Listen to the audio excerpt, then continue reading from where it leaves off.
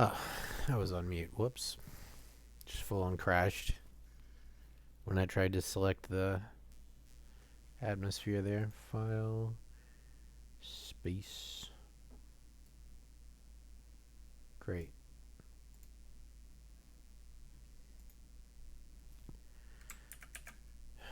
Do this. Do this.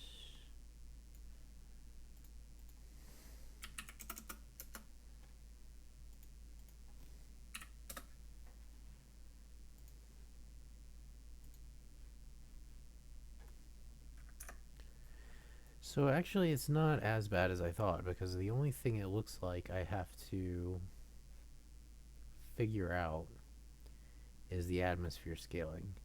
Now if I do this, is it going to explode again? It is going to explode again.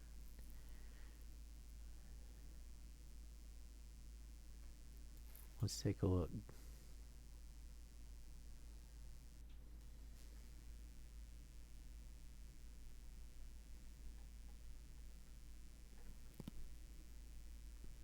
Shared pointer.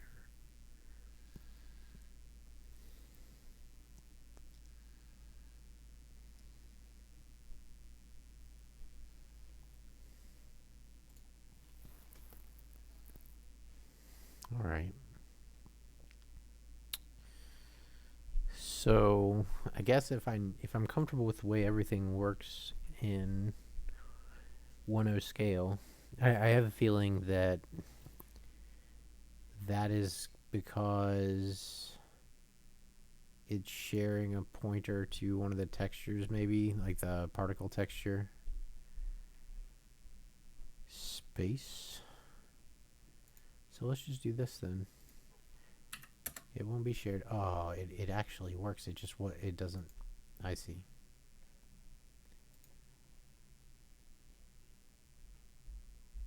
It actually works. No way.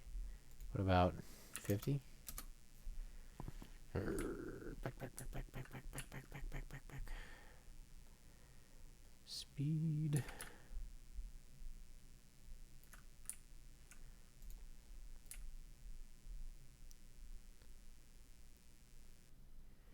It works, sorta. It's like, as I scale up, I'm losing bits of the atmosphere size. So by the time I get to like 50, it's not there anymore. But at like, say, 10, it's probably still there. I'm just too far away from it. And then the other thing is, I'm going to have to sort out draw distance on the fog. Because, like, this is fine and all. But I need it to be from far. Like, if it's going to be a big planet, it's going to have to be further away than that.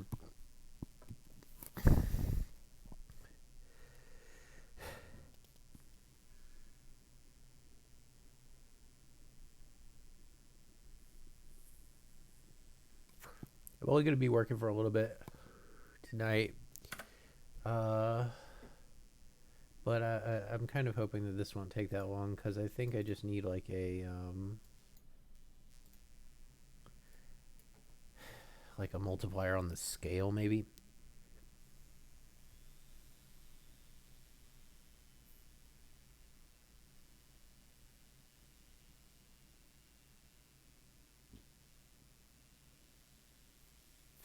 Like, what I need to do is get rid of this.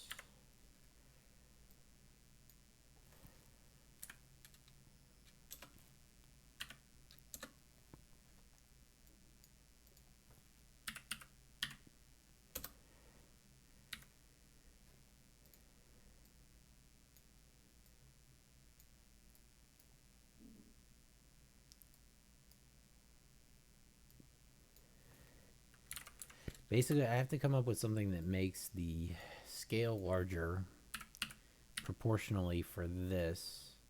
It's like the way these work is like, one is a particle system. It's like a texture, basically, that we're modifying here. And the other is an object, and they don't scale up at the same rates. So I'm trying to increase the speed that this scales up.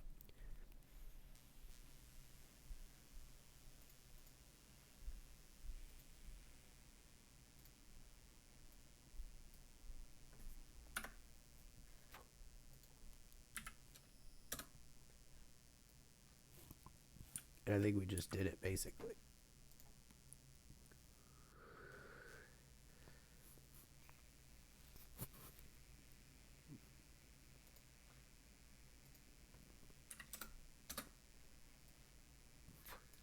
The ultimate test.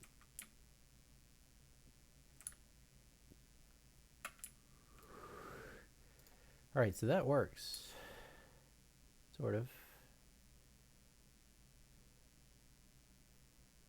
It does get more intense as the planet gets larger. But it kept its proportion.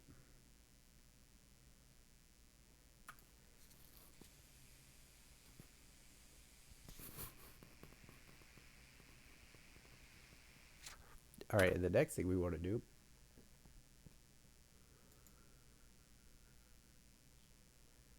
atmosphere size enter to 1. Oh, see. Now we see the issue here. Save, go.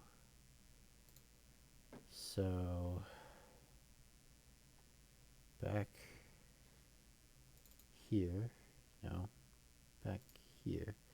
If I'm going to do this, this has to come down. So we're multiplying by 1/3.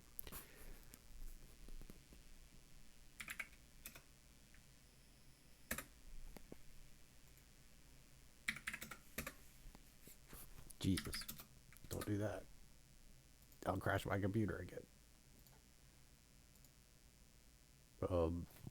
Hello? I've done something.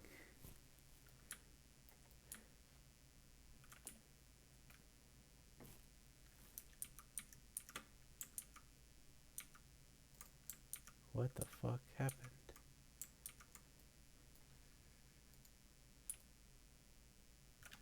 Excuse me?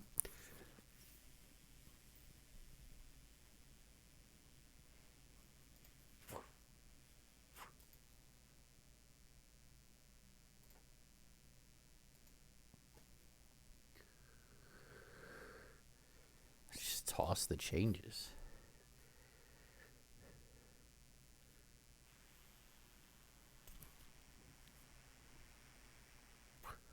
So the last stream was a little depressing because I realized I'm not skilled enough in Blender to make what I want to make. And it's going to be like, this is already not a super fun thing to watch, but watching me stumble through that would have been oof, big oof. Space. All right, and you're at your 50 size. So let's go back here. Take a look. 210, 210, save. Play.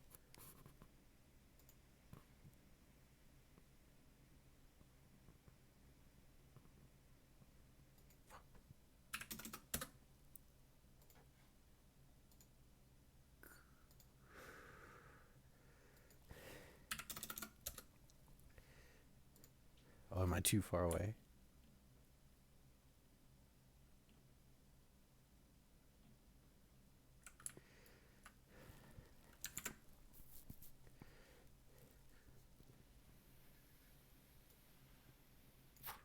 Could have pulled this over here, just monkey around with the numbers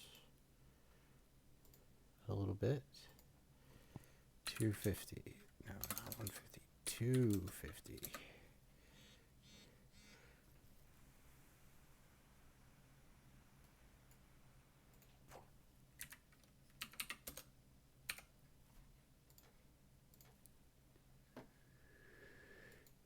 This is wrong. Something has gone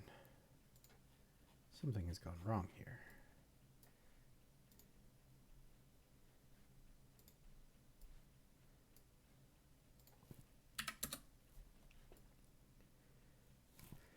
Back to size 1 with you. Get everything back into scale with the new numbers. And then worry about it. Alright. So if I have atmosphere size on the inner of 1, it's not visible. 10, still not visible. So that's wrong. What if I made, crazy idea, this my atmosphere size, and this my base size. Actually, my base size after being multiplied by the scale, yeah. Atmosphere size outer goes here. We multiply the transform. This is wrong.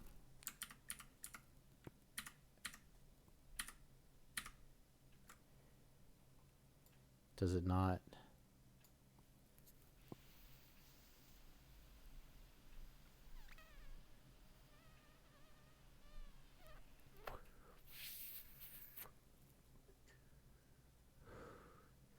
How big is my default water sphere?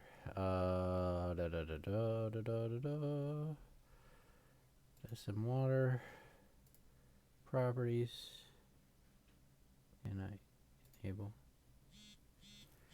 Oh no, it doesn't work. And then I disable.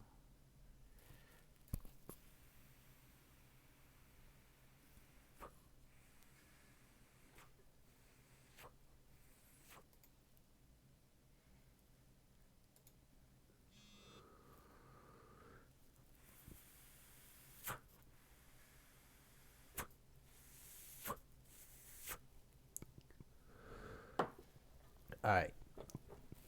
Let's see. So,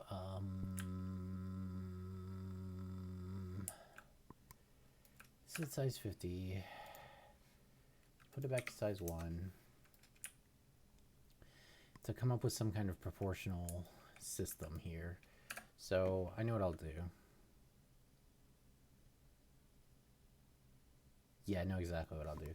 So what I'm going to do is, rather than adding some arbitrary amount to this calculation, I'm going to come up with the multiplier on the multiplier, the base multiplier needed to get the atmospheres to where I want them, with the atmosphere modifier at 1. And then I'll use that modifier instead of as an additive thing, like 1,000 height thing. It'll be a multiply based thing. So you want 10% more atmosphere, 10% less atmosphere. And then hopefully everything should scale properly. So what that means, atmosphere size outer gets multiplied by, okay, we can clear out some of this stuff. I'm going to need this.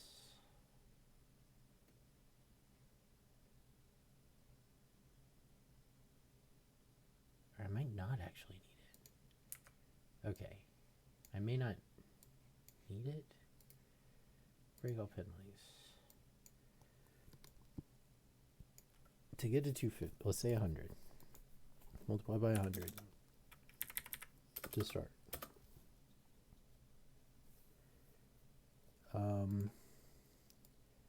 Then we'll just stick that in here. Save, compile. How big is our atmosphere? Really big. Really, really big. Really super duper duper duper duper duper duper huge. Like so big that I'm going to have to turn the camera speed up to probably get out of it. It's so funny because it's like completely pointless, because you can't get a localized fog of that size because the draw distance.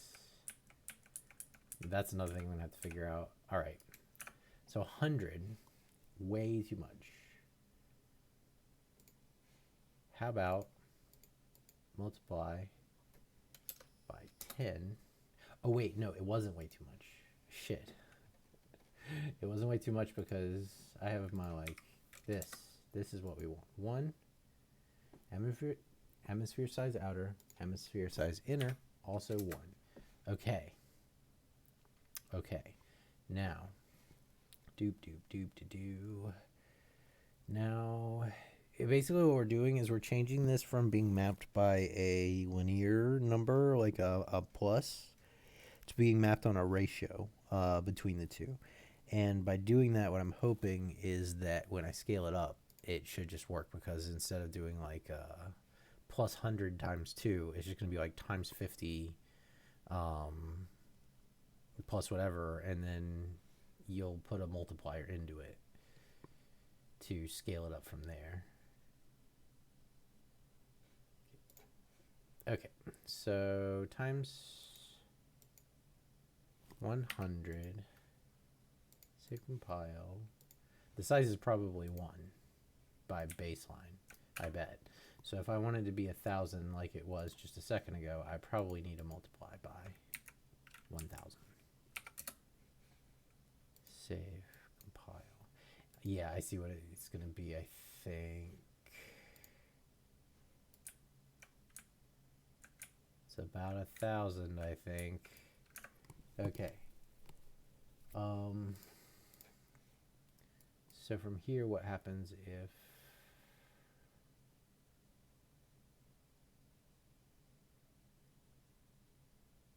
No, that's what I...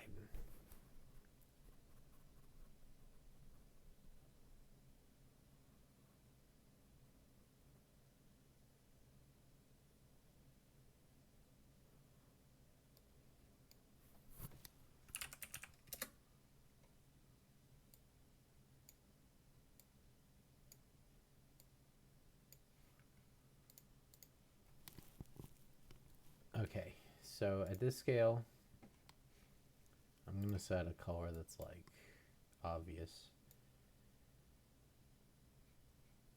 Ooh, kind of like that. And let's make it hard, AF, and then... Alright, so we should be able to see it real well. Now, is outer 2 makes it double the size, 1, half the size, 0.9, 0.8, 0.7, 0.6, 0.5. Okay, there you go. And then I'm satisfied with the way that works. So let's do this.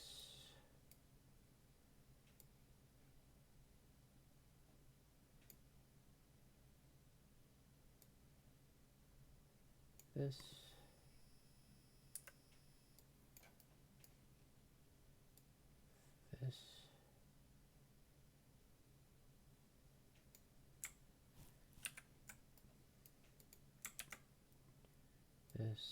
This. This might not work because I'm actually like looking at this. I'm becoming like slightly suspicious that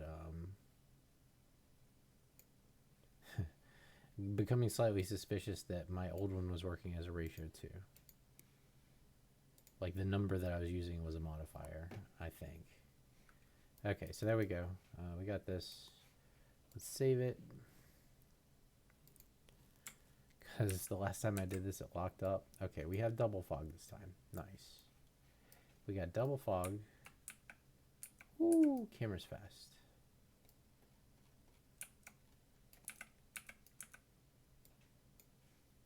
Size this up to a 5.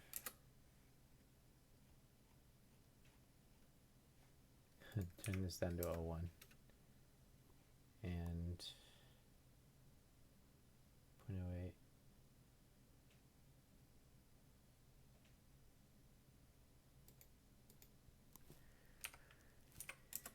The problem is it gets more extensive, or it gets more intense as it scales up. Atmosphere size, outer, 0.9. Oh, did this spawn with its default? Oh, it spawned with its defaults. Okay, so that's why it's not. Okay, so this guy's setting was 0.5 and outer was 0.5, inner was 1, outer's 1. I flipped them, so this should actually be 1 and this should be 0.5,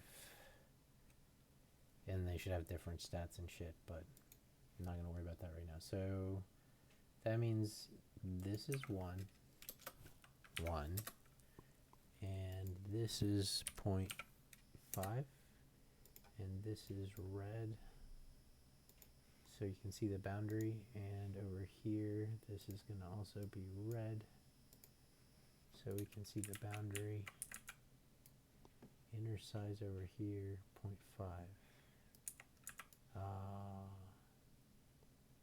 Hardness 1, density 0.1.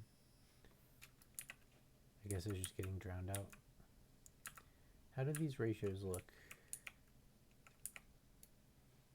So this is 5 times bigger.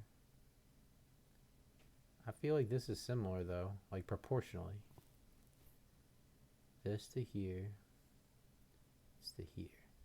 This is like maybe 40%, like from the center of the origin, just thinking like in raw guesstimation,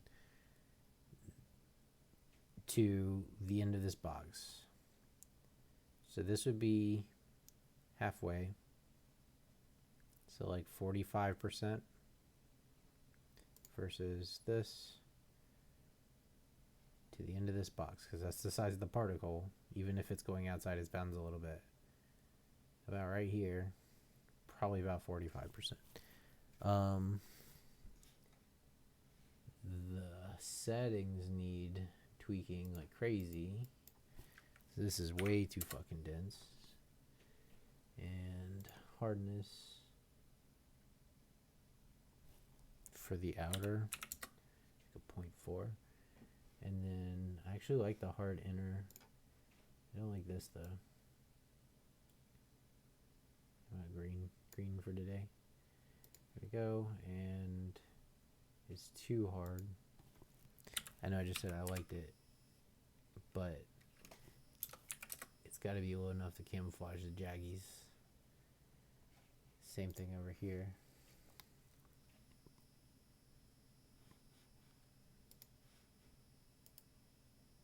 Density, atmosphere hardness, inner 0.7, inner 0.7.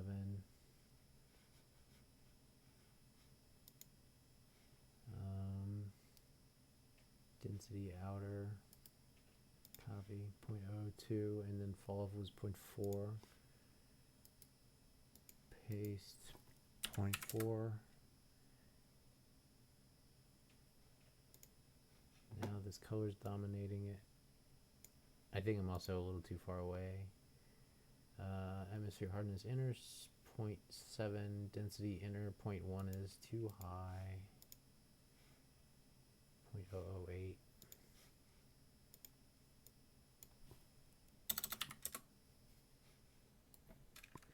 I think it's scaling correctly now. Like if I zoom in on this guy, like there's always going to be some differences here because it's a texture. Not a, like this yellow box is not a physical object. It's like a texture projected on a plane that always faces the camera. I didn't do any of that. Like it automatically does it. But okay, so we'll come up close to look at this guy. And we can see oceans and shit. Atmosphere. Yep. Now, obviously it gets brighter the more fog you have. So, like, that's always going to be a thing. Smaller, but that kind of makes sense in space terms, too. Because, like, smaller planet, thinner atmosphere. Okay. So, like, that doesn't really bug me that much in a procedural generation scenario where I'm, like, randomizing all of these.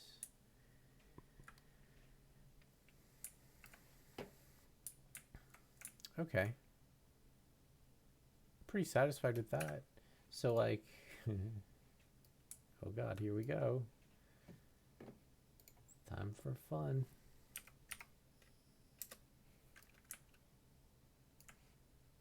And now, because I don't have the draw distance to work with it being this huge, the atmosphere is just a gradual shift in color as you get closer and closer to the planet.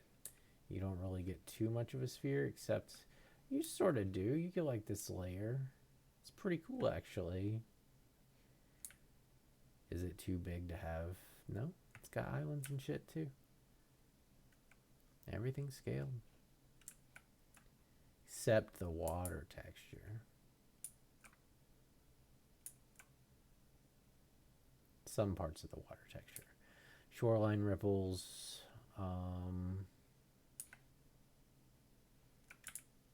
And distance modifiers. Mainly the distance modifier for all the foam has to change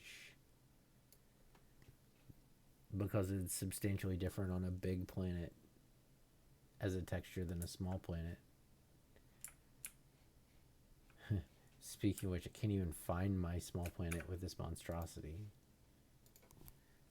Dude, a little bit more of like a super giant, but not like a crazy super giant. Get a little bit more atmosphere effect here. So you could already make this kind of feel like I had this idea committed to film right now, but I had this idea of basically rendering a grid of points in a space, like a large space. Say you rendered a grid of points in a huge open world space game, and you rendered 1 point every, let's say, 50,000 kilometers in all directions, and you have a cloud of those, and maybe your game world is a million kilometers square, cube or something like that.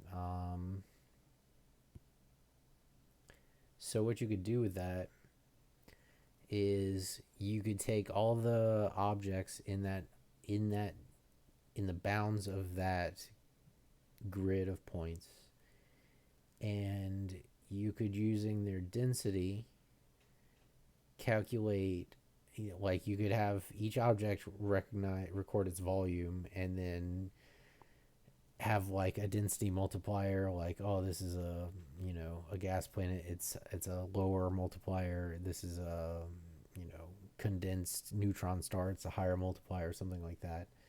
But you could figure out their mass, or their, like, it doesn't have to be real, it just has to be a number that's higher if they're bigger, basically, or if you want them to be denser.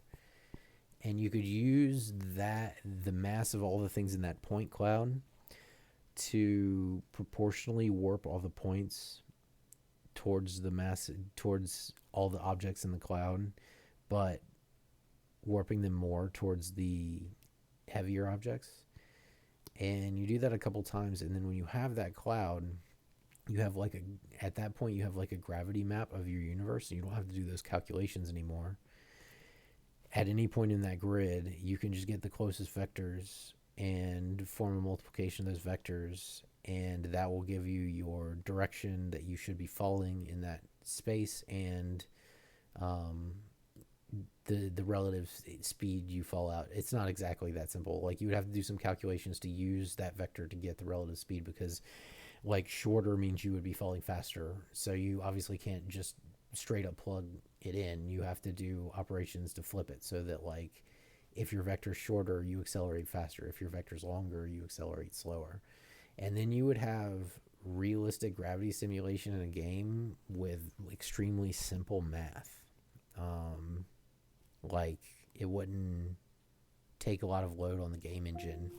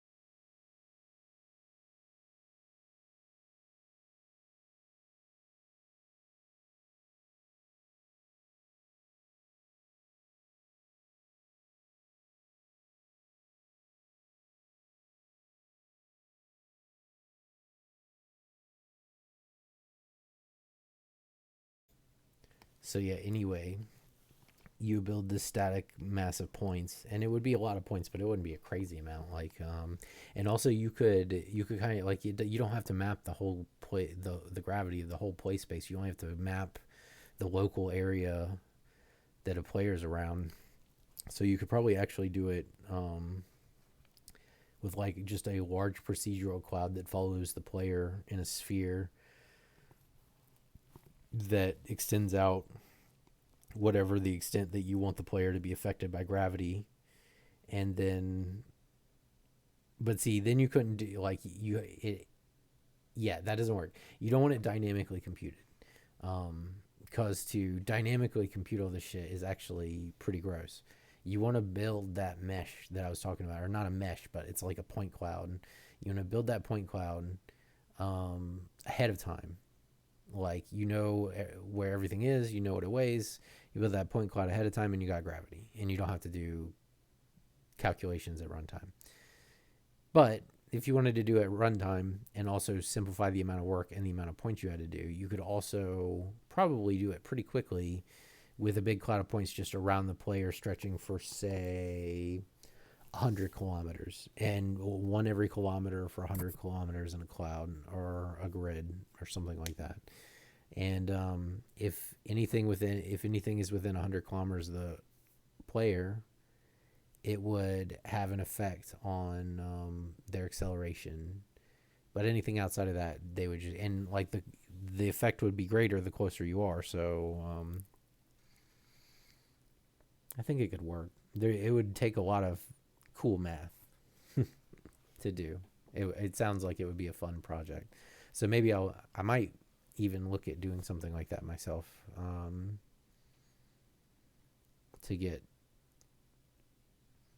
an implementation of gravity that's kind of almost, I mean, pseudo physics based. I wouldn't be using exact physics formulas, but I would be using concepts. All right, so I got that scale, the water texture. That's it. Water texture also has to scale. This is the one that I did. Okay, and before I do this, I have learned my freaking lesson.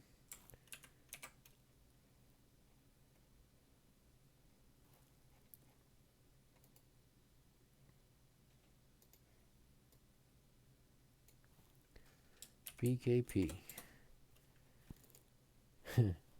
I lost like probably almost 2 days. Well, no, like a day, when I was monkeying around with the texture trying to get one thing working, got that working, but broke something else. And it was actually this texture. I broke the shoreline foam when adding the little waves across the surface of the sphere there. And the world height displacement stuff. Because like these waves actually move a little bit.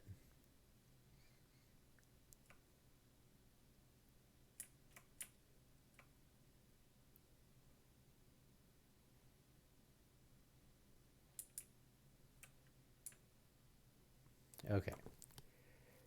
So I think the main thing that I need to change here, this one probably won't be too bad. This class needs to be cleaned up. Delete. Delete.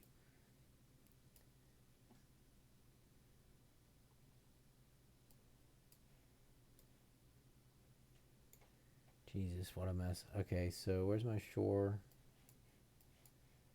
Shore.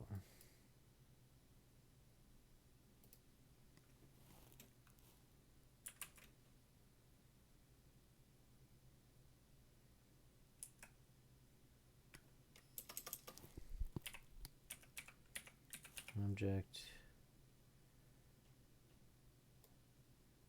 World scale? No, world position.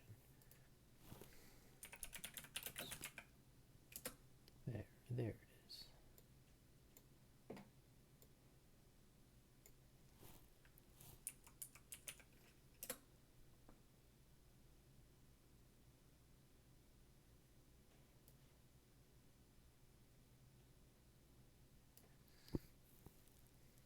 Where do I multiply this? Do I do it at the very end?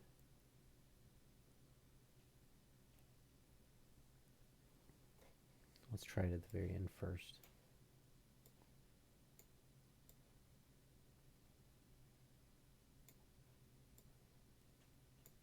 We increase it proportionally after all the calcs are done.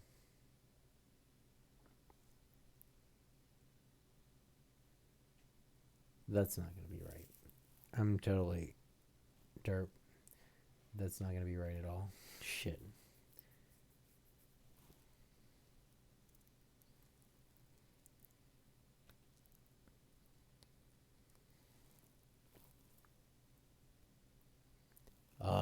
Starting to hate materials because whenever I make changes in the blueprint, I compile it, and by the time I can swap screens is done.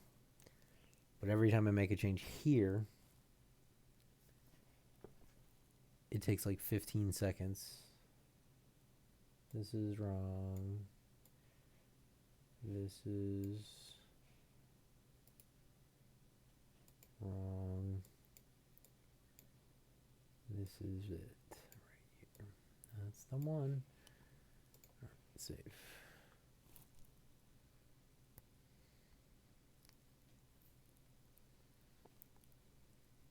So it'd be brilliant if it would scale up the exact same way on the small cube versus the big cube, or the big planet cube. It's not a cube, it's a sphere. I wish it could be a cube. Texture mapping on a sphere is a lot more of a pain in the ass.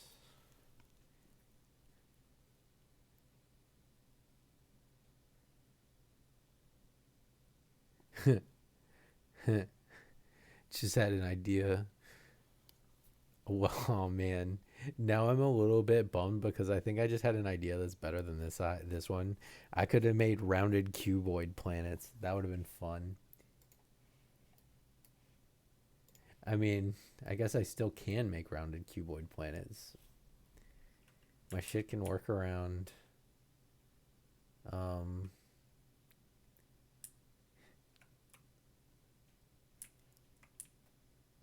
It can work around any kind of interior mesh.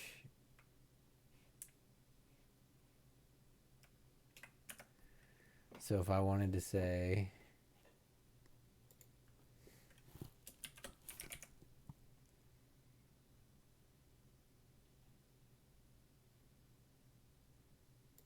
do this.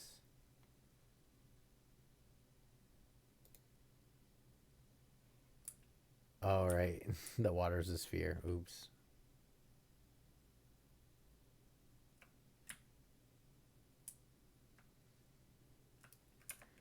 Well, that's okay. We can actually fix that. It's at 1.15.9. Now it's a cuboid planet. If I was going to do planets this way, though, I would do them completely differently. I would... this is another thing I wanted to figure out eventually, but I would make... I would make them from height maps. But I would figure out how to like blend them together properly on a cube. Okay. That's enough fun.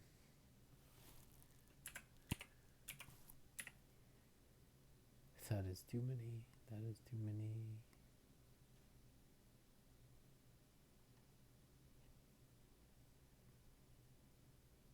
That is too many. That is too many.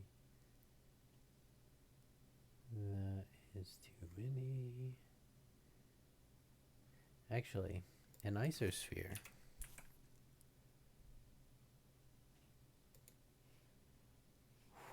This might kill my computer. But let's try it. There it goes. Going ham. Oh, I'm so far over the nanite max. Holy shit.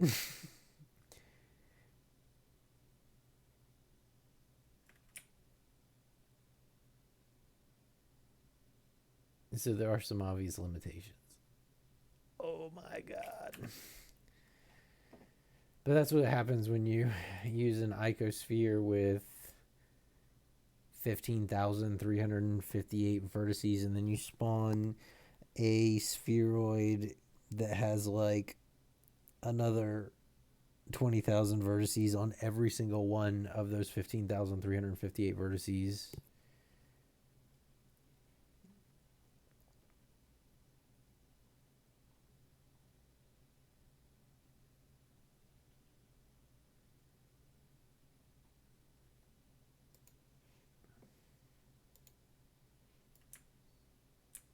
Now it runs good again.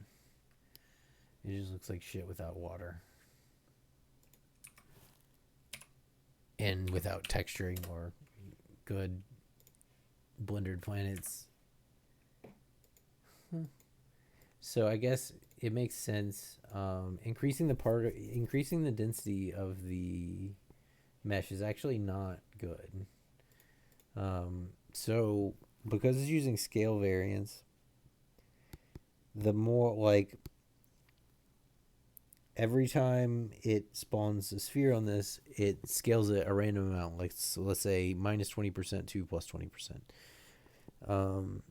So obviously, the spheres that get scaled up will be more likely to take precedence when you're talking about like what actually pokes through the surface.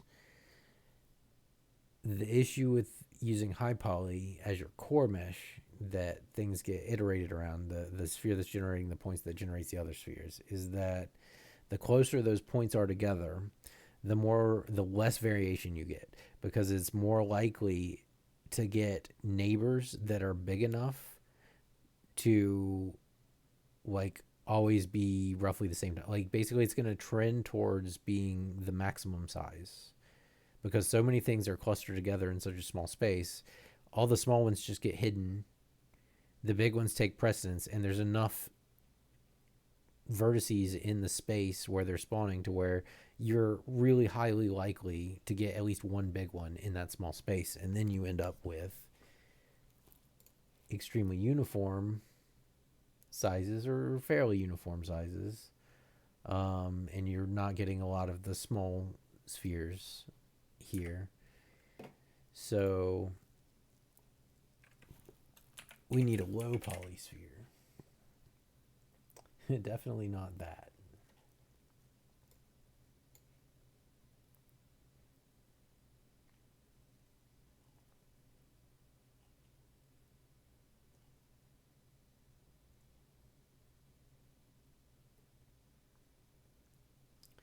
Two thousand, 358. I think this is the one I was using.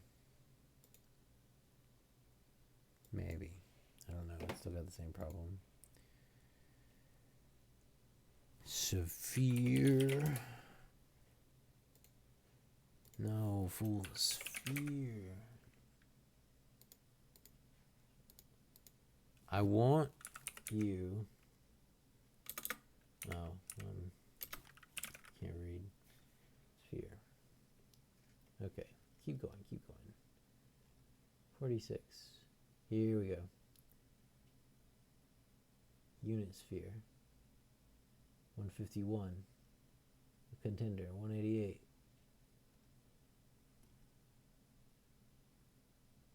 323. 211. 126.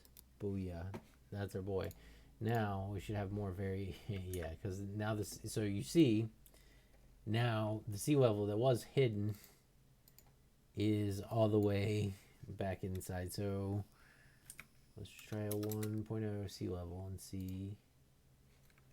So even 1.0 is just barely, because this is actually a lower polysphere than I was using, 0.9. And we're going to get more variation here because, or more like lumpiness.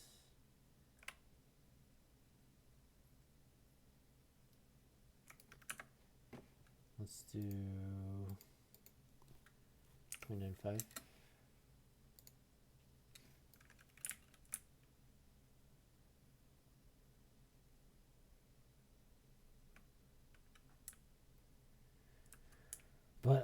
Yes, the water texture.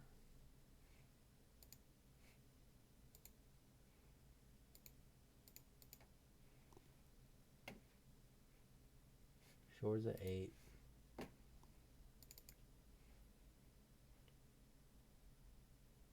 Shores at 2.5 by default. Just put it at 8 by default.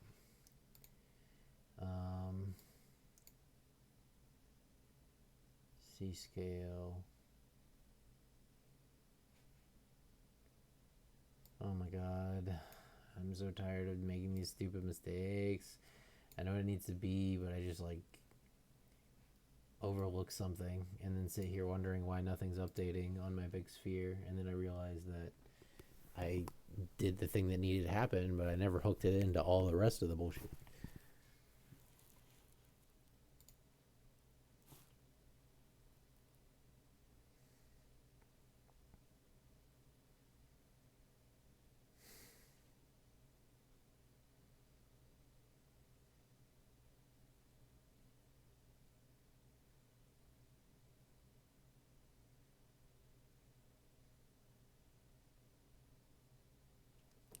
So now I'm taking the width. So in this case, it'll be multiplied by 50, which should mean more foam and too much. Way too much.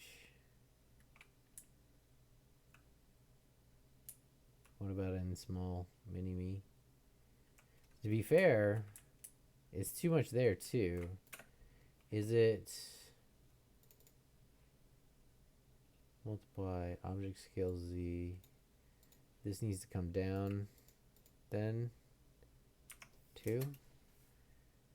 And actually before I save that, I'm gonna do to here. Save. Come over here. Render again. Hey man. Actually, that's not too bad.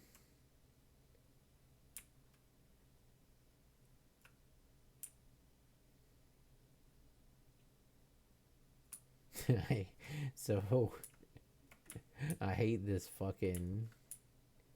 This is like a Pluto texture, and spheres have issues with height maps, and you can see here what ends up happening is that when you put a height map on a sphere, you end up at the poles having these little butthole looking things, and it annoys the shit out of me, and I don't know how to fix it.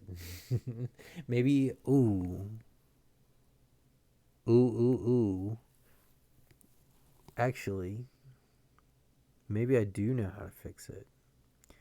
So these little planetoids are Blender objects, and they don't have to be primitives. So what if I took... Oh, but the problem is it's a height map. Yeah, that's right. It's like the height map works because it's mapped on a sphere.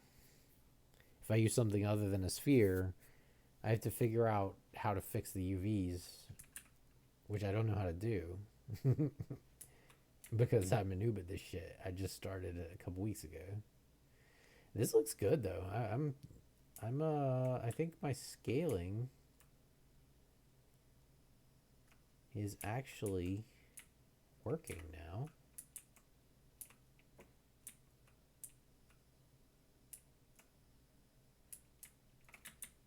You get like the deeper ocean effect on the bigger worlds. There's a lot of stuff that I wish you could like uniformly control the base scale of the game rather than having to have like a planet be 50 to be this size.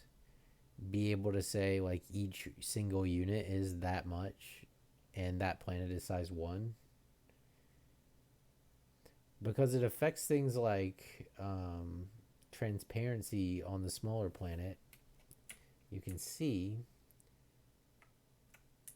that like I can see all the way through to the bottom of the ocean here, And you can sort of on this if you look at it through the side, but from here, not really. But when you get close to the coast, actually, you're not going to be able to see anything because it ups the opacity. So, like, the transparency would need to come down on this guy by some scalar of the scale.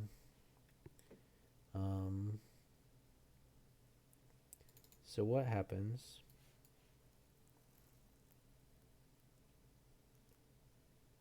Opacity's right here.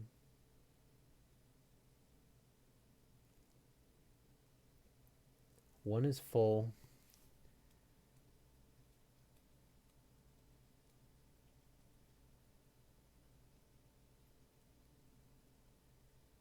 Minus, so at 50, how much? So I'll think of it this way: at size 50, how much opacity can I lose?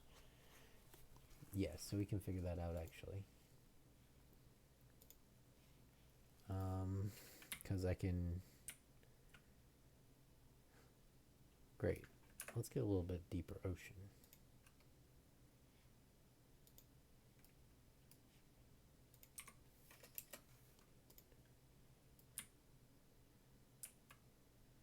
I mean, I can still see the bottom, I guess. I don't think it's quite the same. But I am a little afraid to lose any more opacity. Oh no. Oh no. Buddy, oh no. You got ate by the bigger planet. Murkiness won't do it. So, what I would basically want to do is figure out here what value it should be. I need to remember whatever it is right now. Master opacity is at a 0.7.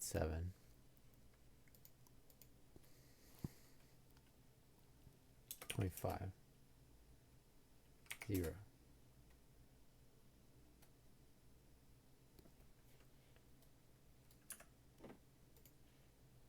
Your water level is too high. 0.96.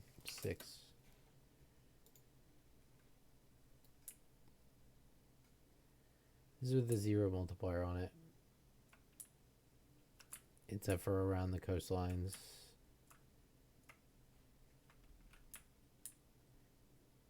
No. It's definitely not 0. So let's try 0.2. At this scale,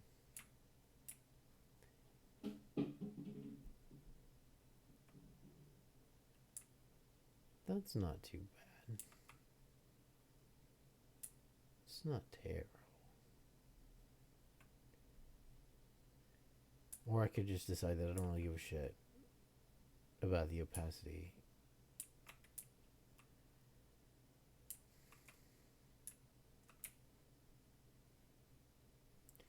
I mean, I actually think that it's fine. Opacity, water opacity is over here on the other screen. Master opacity from 0.2 to 0.5. Murkiness up from 50 to 100.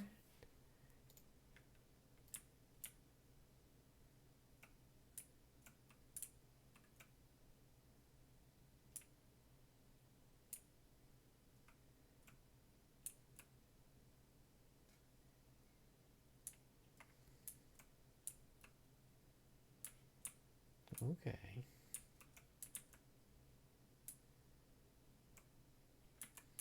All right, that's going to be good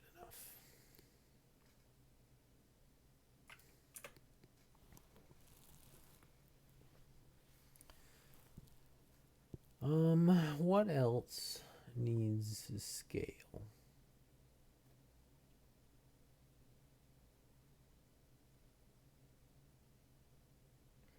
I still want to. Okay, that's my next. That's my next stream. I'm gonna. So I think that I've actually got the scaling working now, at least good enough. Um, if I take this guy and I look at him right here, and I stop that and I take him again and I make him size 1, and I look at him again,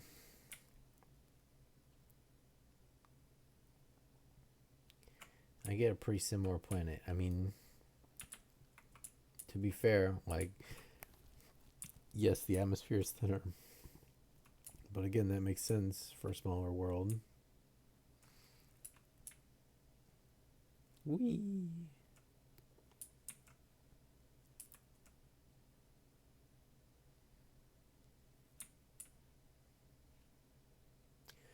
Okay, so next stream, I saw a guy that had a thing that would make it so that when you got close to eclipsing a bright source of light, like say the sun, it would create like a corona around the facing edge of the earth that would be like brightest here, so you have like this kind of bright line going across the edge, and it would kind of like fade out by about right here on each side. I don't know if that's going to work with mine though, because that was entirely a spherical thing, and my planets are not perfect spheres. But I could still probably do some kind of like short flare effect or something. Anyway, I want to figure out the effect for the sun crossing the horizon of the planet, and that's going to be next stream. And that's it for today.